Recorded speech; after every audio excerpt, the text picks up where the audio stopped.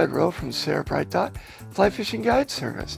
I've been teaching, guiding, riding, and lecturing on fly fishing since 1982. Well, it looks like winter's trying to roll in. Yep, was in a rainstorm on the upper Owens this week and seen cars coming down off the hill with snow on them. Had to scrape the windshield of ice. So yeah, I think winter's starting to come in. I think it's here. All right, let's talk about the fishing. Upper Owens River. Rainbows, they're definitely in the system. A lot of them, no. Finding them, yes.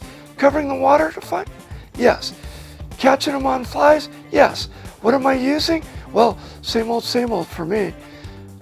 Prince nymph with a green and gold wire body, the stoner nymph, variations of the hairs here, and then my guide Richard, he's been doing really good using squirmy wormies, San Juan worms, and egg patterns. What are we getting? Well, we're catching small fish, and we're catching those on mayfly and midge imitations in the 16 to 20 inch range, or size 20, not 20 inch flies.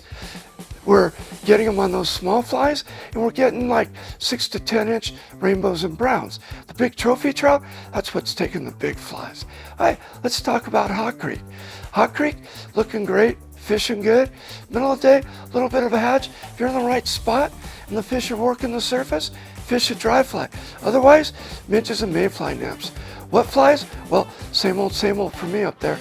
Tiger midges, zebra midges, blood midges, brassies, those are all working to imitate the midges. Mayfly imitations, Frenchies, olive quildagons, beadhead flashback, pheasant tails, hotspot pheasant tails, those are all working. How are we fishing them? Under an indicator or with the Euro rod. And we're getting the fish. They're taking the flies. So it's been fun up there. Lower Owens River, watching the flows on the DWP side, it's saying 350-ish.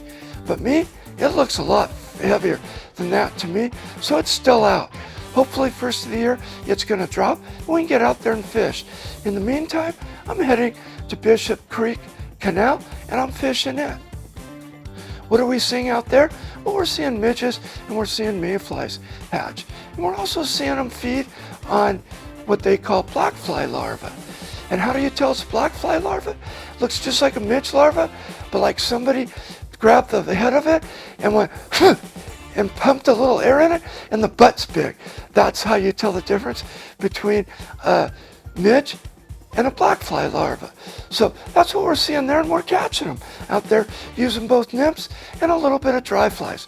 Dry flies, middle of the day, if you're lucky, you can get them on a blue wing olive parachute, or you can get them on like a Griffiths gnat. Under the water, we're using zebra midges, blood midges, tiger midges, brassies, beadhead flashbacks. That's all the stuff that's working for us. Well, that's been this week's Fly Fishing Report, brought to you by Sierra Bright Dot. It can be found on Instagram, on Facebook, on lpptv.us.